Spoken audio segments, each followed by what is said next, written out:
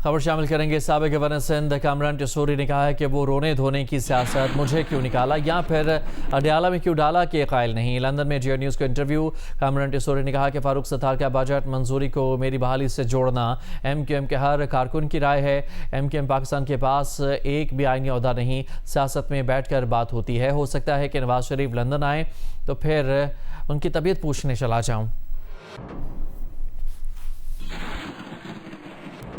और फारूक भाई की जो राय है वो सिर्फ फारूक भाई की राय नहीं है, वो MQM के हर कारकुन की राय है। MQM का हर कारकुन चाहता है कि गवर्नर MQM का हो। पूरे पाकिस्तान में MQM पाकिस्तान के पास कोई एक भी आईनी ओहदा नहीं है। क्या ये एहसास महरूमी की तरफ ले जाकर दीवार से लगाने वाली बात है या नहीं है कि जहां हर सियासी जमात के पास जो इक़्तिदार में है 3 से 4 आईनी ओहदे हैं और एग्जीक्यूटिव ओहदे हैं और वो रूल कर रहे हैं पाकिस्तान पे, रूलिंग पार्टीज़ हैं।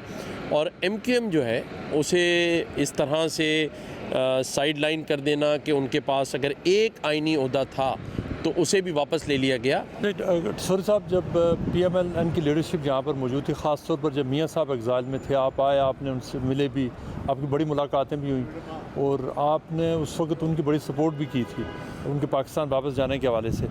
तो क्या ऐसा तो नहीं है कि पिछले अरसे में उन्होंने शायद वो वाली कम्युनिकेशन ही बंद कर दी हो या मुंह मोड़ दिया हो, या क्या उनकी आपकी है कम्युनिकेशन अभी तक शहबाज शरीफ साहब के साथ, मियाँ साहब के साथ? देखें, मैं सबसे पहले तो शहबाज शरीफ साहब का तहे दिल से शुक्रिया अदा करूँगा कि जब मेरी वालदा साहिबा बीमार थीं तब भी उन्होंने मुझे टेलीफ़ोन किया और इलाज में हर मुमकिन ताउन का यकीन दिलाया।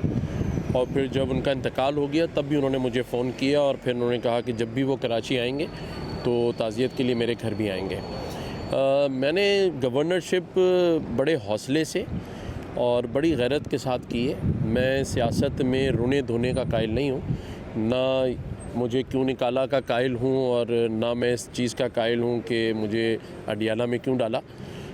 मैंने 4 साल आवाम की खिदमत की है, 16 घंटे काम किया है और ये ओहदा अल्लाह ताला ने मुझे दिया था। मैंने किसी से भीख में नहीं मांगा था और मेरी पार्टी ने मुझे वहाँ एज ए गवर्नर नॉमिनेट किया था।